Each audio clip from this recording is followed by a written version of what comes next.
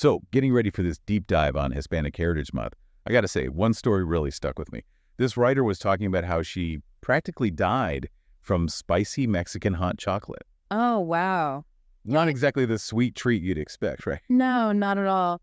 It's funny, but it also got me thinking about how quickly we stereotype entire cultures based on just a few well-known things. It's true, though. It's like assuming all Italian food is just pizza and Yeah. pasta, right? There's a whole lot more to discover. Exactly. And that's what we're diving into today. We've got a whole bunch of articles and observations on Hispanic Heritage Month. And let me tell you, it gets interesting. Yeah, it's a topic that definitely has more to it than meets the eye. So for those tuning in wondering what Hispanic Heritage Month even is, could you give us a little background? Sure. It all started back in 1968, actually, as Hispanic Heritage Week. President Lyndon B. Johnson signed it into law. This was during the Civil Rights Movement, a time of massive social change. And this was part of recognizing the contributions of marginalized communities in the U.S. So it's about acknowledging Hispanic Americans, celebrating their culture and achievements. Exactly. It later expanded to a whole month, from September 15th to October 15th, to include the independence anniversaries of several Latin American countries. Makes sense. One of the things that struck me from these sources, though, was this kind of tension between celebration and, well, having some tougher conversations. Right. It's not all about fiestas and parades, is it? One writer even said something like, we're throwing confetti on deeper issues, Are we just glossing over important things? That's what I thought, too. And it's like things get even more complex when you start with the term Hispanic itself. Oh, absolutely. That one word comes with a lot of baggage. It focuses on the Spanish influence, which is important, but it doesn't cover everything about Latin American heritage. We're talking about indigenous civilizations that were here way before the Spanish arrived, like the Maya, who actually resisted Spanish conquest for almost 200 years. Whoa, I had no idea. It makes you think about how much we're missing when we lump everything together under one label. Exactly. And that leads us to the whole debate about Hispanic versus Latino versus Latinx. Yeah, to be honest, I've always been a bit confused about those terms. Can you explain the differences? Of course. It can be a little confusing. Latino is broader than just Spanish-speaking cultures. It includes anyone with origins in Latin America or the Caribbean. So someone from Brazil, for instance, would be Latino but not Hispanic, since they mainly speak Portuguese. You got it. It's about those differences in language and culture. And then there's Latinx, which adds another layer to it all. It's a gender-neutral alternative to Latino and Latina. Which makes sense, considering how gendered language can be, especially in Spanish. Right. It's gained popularity, especially with younger generations, as a way to include people who don't fit into the traditional gender binary. It's really interesting how these terms show how we think about identity and representation, always evolving. Absolutely. And we have to remember that language changes. What works for one generation might change over time. There's even Latin, another gender-neutral term. Some Spanish speakers like it better because it's more grammatically correct. It shows how much diversity of thought and experience exists, even within these communities. It's not a one-size-fits-all kind of thing. You said it. This idea of nuance and diversity within Latin American cultures is so important as we explore more, and it's something these sources really stressed. Remember that story about the writer and the spicy hot chocolate in Mexico? Oh yeah, hilarious. But it's a good reminder not to make huge generalizations about entire regions. Exactly. Mexican food is known for its bold flavors, some spicy childs for sure, but saying all Latin American food is spicy is a big oversimplification. That same writer who told that story, she's actually from Puerto Rico, and she points out that their food isn't focused on spice in the same way. So you're telling me there's hope for my spice-averse taste buds if I visit other parts of Latin America? Absolutely. Take Peru, for example.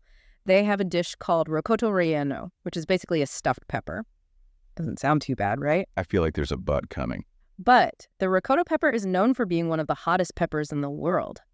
It reminds us that we can find incredible variety and uniqueness in each region's food tradition. It means you want to go on a food adventure, ditching all the stereotypes. We're talking. Speaking of ditching stereotypes, one source made a point that's especially important during Hispanic Heritage Month. It's about celebrating the achievements of Hispanic Americans while recognizing the tougher, often overlooked parts of their history. It's like we were saying before, we can't just have a party and ignore the bigger issues. Exactly. It's about the whole story. One event that many of these sources pointed out as really important and misunderstood is the Utuado Uprising in Puerto Rico in 1950. That was new to me. Tell me more. Okay, so in 1950, Puerto Rico was already a U.S. territory, and there was a growing movement for independence. On October 30th, a group of Puerto Rican nationalists started an uprising in a few towns, including Utuado. What's shocking is that the U.S. government used military force, bombing the town from the air. Wait, the U.S. bombed its own citizens? That's really disturbing. It was a brutal attempt to stop the uprising, and it killed civilians and caused a lot of destruction. Even worse, this event was twisted and downplayed in official accounts for years. Wow. That just shows why it's so crucial to dig deeper into history. Uncover those hidden truths, especially during a month that's supposed to be about celebrating and honoring a culture. Makes you wonder how many other events and stories are out there that haven't gotten the attention they should have. Absolutely, and it shows how important it is for us to look for different perspectives and question those dominant narratives that often hide the real complexity of history. It's about understanding a culture's richness and resilience, even when facing tough times. While looking through these sources, I found some things that really surprised me. Like, did you know there are over 560 indigenous languages still spoken in Latin America? Wow, yeah. That's amazing. It shows how strong and enduring those cultures are and the incredible diversity of the region. 560 languages. Each one is a unique look into a different worldview and cultural background. It's incredible, right? It makes you realize how much we miss when we simplify things. Even something as basic as geography can be misunderstood. One of the articles talked about how often people get Costa Rica and Puerto Rico mixed up. It's an easy mistake if you're not familiar with the area, but they're totally different in terms of geography. For sure. One's an island in the Caribbean and the other's in Central America. I'd imagine they have completely different vibes. It just shows how important it is to pay attention to those differences, to see each place with its own unique identity. You got it. It's about appreciating those little details, the individual stories that create this big, diverse tapestry of Latin American culture. And those stories aren't always easy to hear. One article was really honest about the hypersexualization of Latinas, which is something we often see in media and pop culture. She talked about a time when she was at a party and someone made a really inappropriate assumption about her just because she's Puerto Rican. Yeah, that's a tough reality for many Latinas. And it shows how powerful representation or misrepresentation can be in shaping how people see and treat others. It reminds us that these aren't just abstract ideas, they affect real people's lives. So as we wrap up this deep dive, I keep wondering, what do we do with all this information? How do we move beyond simply knowing things to actually making a difference? That's the question we should all be thinking about, especially during Hispanic Heritage Month. I think it starts with being open to learning, to understanding these cultures, their histories, their challenges, and their successes. And it means looking at our own biases and assumptions, even having those tough conversations with ourselves and others. It's about being willing to say, I might not know everything, but I'm ready to listen, to learn, and to be better. Exactly. And it's about realizing that our stories are all connected. One of the articles ended with this really beautiful message.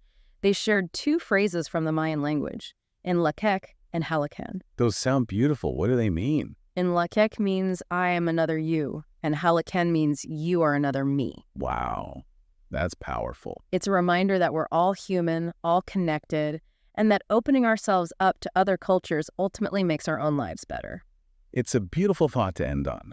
As we wrap up this deep dive on Hispanic Heritage Month, we hope you'll keep exploring, keep learning, and connect with the amazing richness and diversity of Latin American cultures. It's an incredible journey of discovery that goes way beyond just one month.